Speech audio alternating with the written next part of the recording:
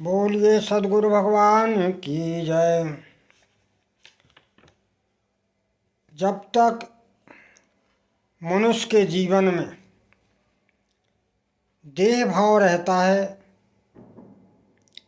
तभी तक भोग वासना अनेक प्रकार के दोष उसके मन में रहते हैं।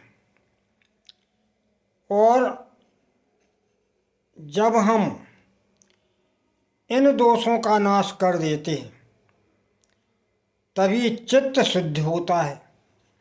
और जब चित्त शुद्ध होता है अर्थात हम जब चित्त शुद्धि के लिए दोषों का नाश करके साधना करते हैं तभी संसार के असत का संग छूटता है। और जब इतने हम चल जाते हैं तब समझो कि हमें अभी ब्रज में प्रवेश मिला है, ब्रजभूमि में अभी हमें प्रवेश मिला है। इतना होने पर अतः जो साधक अपने मन में गोपी प्रेम को जानना चाहता है या गोपी प्रेम पाना चाहता है तो उसे निश्चित ही संसार के भोग तो क्या, हम तो कहते हैं मुक्ति का आनंद का लालच भी त्यागना पड़ेगा। मुक्ति भी नहीं चाहना है, उसका भी जो है त्याग करना पड़ेगा, क्योंकि दोषों का त्याग ही गुणों का संग है। जब हमारे शरीर से दोष निकल जाएंगे तो फिर हमें निश्चित है कि सत्य वस्तु दिखाई देने लगेगी, हम सत्य का के मार्ग का अनुसरण करने लगे। आप कहें दोष क्या है, तो जिन चीज़ों का शास्त्रों ने निषेध किया है, शास्त्र जैसे कहते हैं नहीं करो, वही दोष है। मुख्य रूप से चोरी करना, दूसरे जीवों की हिंसा करना, संसार की भोगों में आसक्ति रखना, ईर्ष्या करना, चुगली करना, पराई स्त्री में बुद्धि रखना, माता पिता की सेवा, ये सब तो यही सब जो है निषेध वेद करते हैं। शास्त्र इन्हीं क्रियाओं को निषेध करने की आज्ञा देते हैं। तो जब तक हमारे मन में दूसरों को सुख देने की लालसा उत्पन्न नहीं होती तब तक उसे क्या कहा जाएगा, स्वार्थ सिद्धि कहा जाएगा कि हम अपने स्वार्थ के लिए कर रहे हैं। और जब जीवन में स्वार्थ भाव रहता है तो फिर वो स्वार्थी मनुष्य गोपी भाव की तो बात समझ ही कैसे सकता है। स्वार्थी मनुष्य कभी गोपी प्रेम नहीं समझ पाएगा। और भला वो गोपी प्रेम का अधिकारी कैसे हो सकता है। देखो उद्धव जैसा ज्ञानी, उद्धव जैसे योग को धारण करने वाला, और उद्धव जो भगवान के अनन्य सखाओं में से थे, जो परमात्मा की सखा थे, सखा भाव जिनका था, ऐसे उद्धव जब ब्रज में जाते हैं और गोपियों के भगवान के प्रति जो प्रेम देखते हैं, क्योंकि गोपियों का प्रेम तो अनन्य था, उन्हें तो कण कण में भगवान कृष्ण ही दिखाई देते थे। ऐसी अनन्यता जब जीवन में आ जाती है तो वो सर्वोच्च उत्कृष्ट प्रेम कहलाता है। तो जब ऐसा गोपियों का सर्वोच्च प्रेम देखा तो उद्धव जी तो सारे ज्ञान और योग को भूल गए, सब उनका ज्ञान यमुना जी में बह गया, मानो गोपियों के प्रेम में बह गया।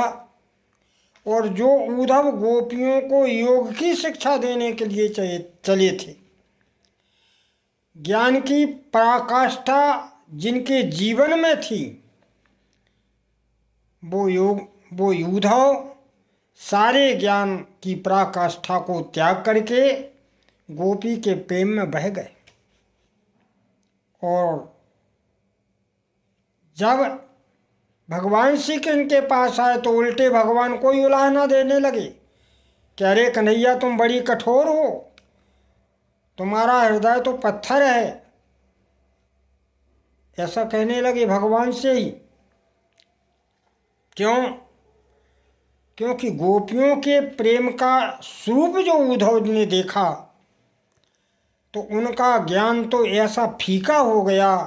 बोले जिस परम तत्व को प्राप्त करने के लिए हम जिस ज्ञान की चर्चा करने आए हैं वो ज्ञान तो नगण्य है, ये तो सर्वोपरि साधना है।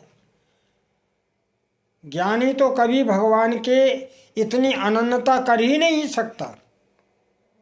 तो ऐसा भाव देख करके उद्धव भी गोपियों के प्रेम की प्रशंसा करने लगे और उनके चरण रज की पाने की कामना करने लगे। ये है गोपियों का प्रेम।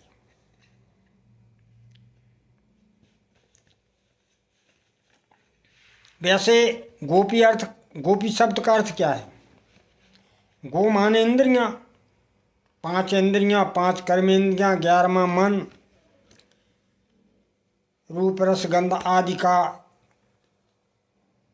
जो है ग्रहण करना इंद्रियों के द्वारा। तो गो माने इंद्रियों, पी माने है रक्षा करने वाला, माने जिसने अपनी इंद्रियां, जिसने अपनी प्रत्येक इंद्रियां परमात्मा के रूप माधुरी में लगा दी, भगवान के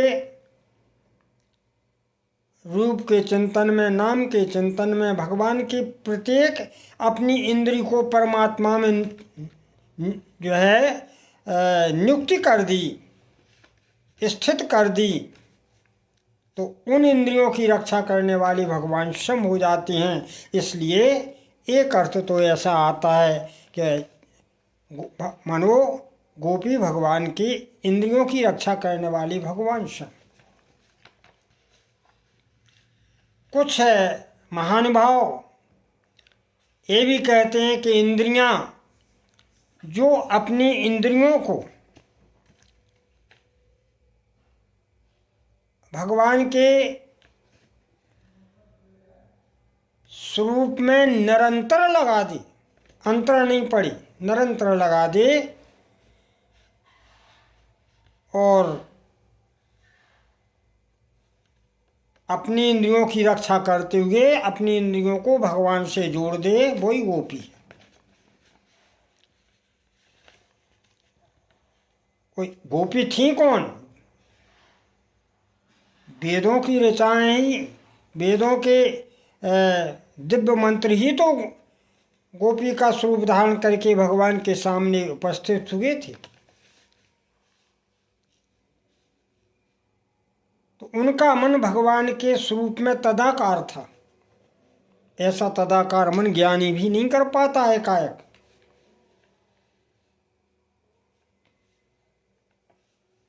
देखिए भगवान का स्वरूप की झांकी ही बड़ी दिव्य है।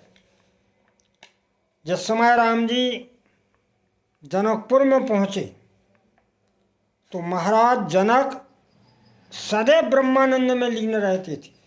सहज विराग रूप मन मोरा, सहज ही वैरागी थे। लेकिन जब उस ब्रह्म की जो परमात्मा धराधाम पर मानव रूप में आए, उनकी उस अलौकिक छवि को जब देखा तो महाराज जनक जी अपनी बैराग को त्याग बैठे उद्धव की तरह। फिर क्या कहने लगे? कहो नाथ सुंदर दो बालक। स्वामी जी से पूछ रहे हैं, मुनि कोल तिलक कि नृप कोल पालक। क्यों? बोले निगम नेति से वे अंत न पावा, ओ भय भेष धर की सोई आवा। कौन है? क्यों? बोले सहज विराग रूप मन मोरा, लेकिन आज थकित होते जिम चंद चकोरा। हमारा मन चकोर की तरह इनमें लग गया है। जो सहज वैराग रहता है संसार में तो लग नहीं सकता, ये लौकिक प्राणी तो है नहीं। और आगे कह दिया, यह नहीं बिलोकत अति अनुरागा। ये अनुराग की सीमा से बाहर बात है। अति अनुराग प्राप्त हो रहा है। अनुराग तो सभी को होता, अति अनुराग हो रहा है। इन्हीं बिलोकत अति अनुरागा, हमने जब से इनके दर्शन किए अति अनुराग उमड़ा। और बरोवस ब्रह्म सुख ही मन त्यागा, और हमारा मन जबरदस्ती ही ब्रह्म सुख से हट रहा है। ये भगवान की रूप माधुरी का मात्र दर्शन मात्र करने का फल मिला। और फिर जो ये रूप माधुरी, जो प्रत्येक इंद्री से इस रूप माधुरी का पान कर रहा हो, उसका तो फिर कहाँ ज्ञानी और योग लगता है। इसीलिए उद्धव जी अपने ज्ञान मार्ग को भूल गए। क्योंकि गोपियाँ क्या कहती, गोपियों का भाव देखो, घर तजो बन तजो नागर नगर तजो, घर तजो बन तजो नागर नगर तजो, दे गेह तजो पर ने कहो कैसे तजो।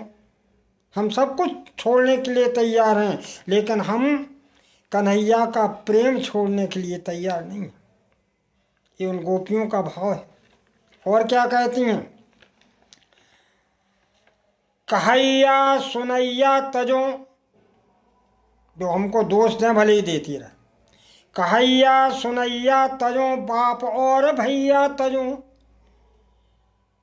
कहैया सुनैया तजो बाप और भैया तजो, और दैया तजो मैया पर कन्हैया नहीं तजो, दैया तजो मैया कन्हैया नहीं तजो। भगवान में इतना मन अनुरक्त था उन गोपियों का, इसीलिए तो बड़े बड़े सिद्ध मुनियों ने गोपियों की चरण रुच को अपने सर पर धारण किया। ऐसे भगवान अपने भक्त के साथ क्रीड़ाएं किया करते हैं। इसी क्रीड़ा को रास कहा जाता है, जो गोलोक धाम में नित्य होता है। जैसे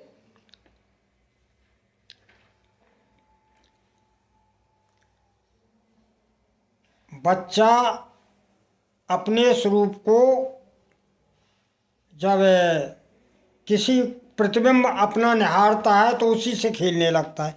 यानी अपने स्वरूप के प्रतिबिंब से बच्चा स्वयं खेल के मस्त होने लगता है, उसे फिर भान नहीं होता। उसी तरह भगवान भी अपने साथ, यानी भगवान की रास लीला भी अपने साथ अपनी ही लीला है। ये स्वयं की क्रीड़ा है। जैसे शब्द और अर्थ का नित्य संबंध है। शब्द अर्थ अलग तो नहीं हो सकते, उनका तो हमेशा ही संबंध है। अगर शब्द नहीं है तो अर्थ कहाँ से आएगा? अर्थ है तो शब्द होना चाहिए। तो जैसे शब्द और अर्थ का नित्य संबंध है, उसी तरह वेद रूपी ऋचाओं जो गोपियों का रूप धारण की थीं, धारण करें थीं, उनका संबंध भी नित्य ही है। इसीलिए इसे नित्य रासलीला कहा जाता है। ये भगवान के धाम में नित्य रासलीला चलती है।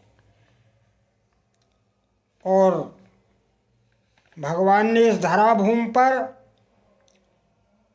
जिस अलौकिक ब्रजधाम को उतारा, जिसकी प्रतिछाया यहाँ पर मानो उतरी है, ऐसा संत लोग बताते हैं, शास्त्र सम्मत है। तो ये क्यों उतारी? इसलिए कि भगवान ने इस ब्रज में जो लीलाएं की हैं, और वो लीलाएं इसीलिए की हैं ताकि जीवों का मन विषयानंद से हटकर यहाँ तक कि ब्रह्मानंद भी भूल जाए और भजन के आनंद में लग जाए, नाम रूप लीला में लग जाए, भगवान के नाम का स्मरण होने लगे, भगवान के स्वरूप का चिंतन होने लगे, भगवान ने जो पावन लीलाएं उनका गान होने लगे, अपने जीवन में उतारने की चेष्टाएं होने लगे, तो जीव सर्वोपरि कल्याण को प्राप्त हो जाता है। इसलिए सज्जनों, एक गोपी प्रेम है, माने जिसने अपनी इंद्रियों को सदैव भगवान के स्वरूप में पान किया है, वही गोपी।